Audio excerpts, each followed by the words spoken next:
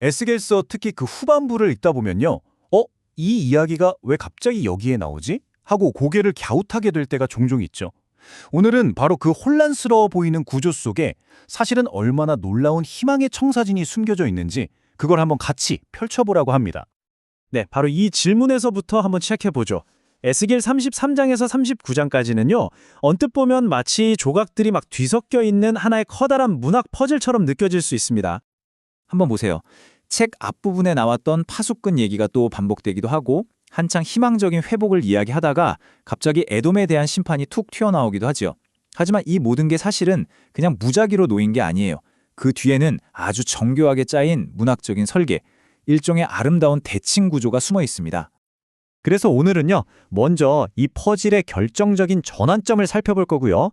그 다음에 절망적인 질문들과 거기에 대한 희망의 답변들, 그리고 하나님의 거대한 회복 프로젝트를 차근차근 따라가 볼 겁니다. 그래서 마침내 우리는 정말 다시 살 수 있을까? 이 질문의 답까지 찾아가 보겠습니다. 자, 이 거대한 이야기의 구조를 푸는 열쇠는요, 바로 33장에 나오는 아주 극적인 한순간에서부터 시작됩니다. 모든 이야기가 바로 이 순간을 중심으로 펼쳐진다고 해도 과언이 아니에요. 예루살렘이 함락되었다는 소식, 이건 당시 포로로 잡혀와 있던 사람들에게는 정말 모든 게 끝났다는 절망적인 소식이었을 겁니다. 그런데 이 타임라인을 한번 보세요. 바로 그 절망의 소식이 도착한 순간 오랫동안 닫혀있던 선지자 에스겔의 입이 열리는 전환점이 됩니다. 끝이 아니라 오히려 희망의 이야기가 시작되는 새로운 출발점이었던 거죠. 성서학자 랄프 클라인이 지적했듯이 바로 이 순간은 하나님의 메시지에 아주 심오하고 중대한 변화가 일어났다는 걸 알리는 강력한 신호탄과도 같습니다. 네, 바로 이 지점이에요. 이전까지는 임박한 심판을 선포하면서 자주 침묵해야 했던 그 입이 이제는 무너진 백성들에게 회복과 희망을 말하기 위해 활짝 열리는 겁니다. 이 극적인 전환이 앞으로 펼쳐질 모든 이야기의 무대를 짜는 거죠. 자, 그럼 에스겔 33장 이후의 구조는 어떻게 되어 있을까요?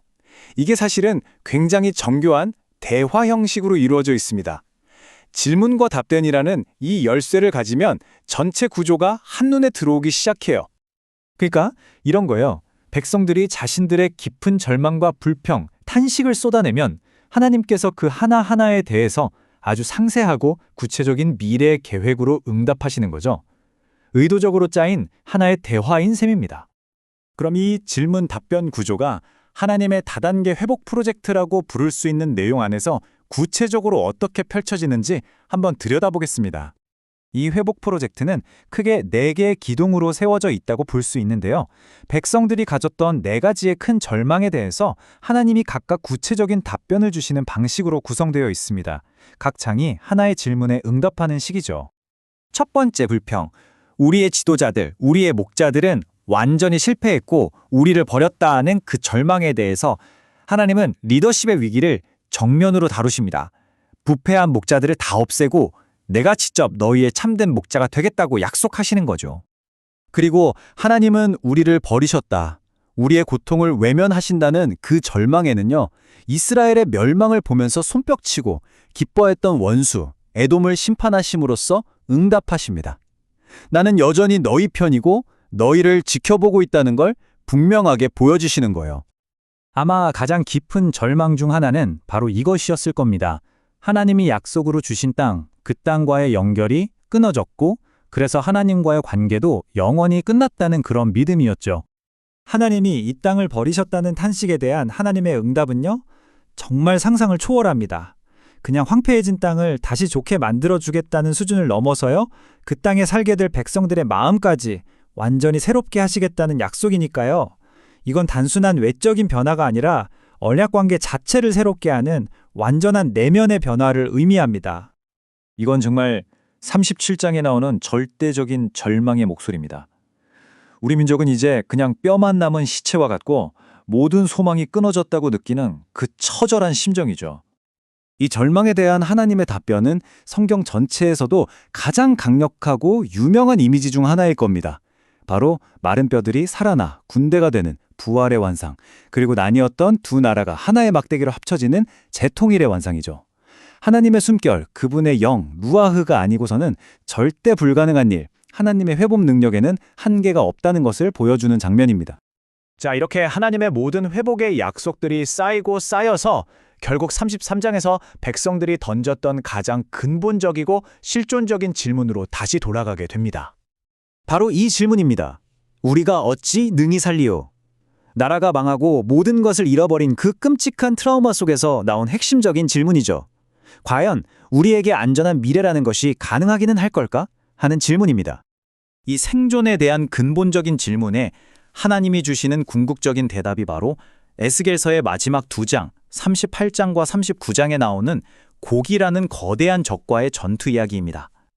이 예언은 단순히 미래에 어떤 전투가 있을 거라는 걸 알려주는 게 핵심이 아닙니다.